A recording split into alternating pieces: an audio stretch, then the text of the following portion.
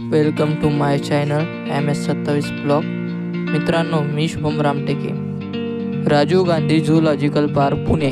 कात्रज सर्प उद्यान हे पुण्यात भारतीय विद्यापीठेजवळ सातारा महामार्गावर कात्रज येथे बसलेले आहे। मित्रांनो, आज जाण्याकरिता आपल्याला अडल्टला 40 रुपये फी, फॉरेनरला 100 रुपये आणि स्कूल स्टुडंटला 10 रुपये अशी फी आकारल्या जाते। लेपर्ड आणि चीता आणि जॅग्वार हे तिन्ही प्राणी यांच्या अंगावरच्या चट्ट्यावरून ओळखले जातात। लेपर्ड हा जॅग्वारपेक्षा आकाराने लहान असतो। चीता हा प्राणी भारतातून पूर्णपणे नामशेष झालेला आहे।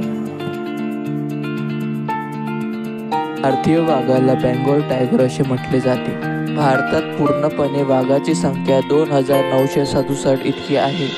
पूर्ण जगातून भारतात 75% वाघ आहे।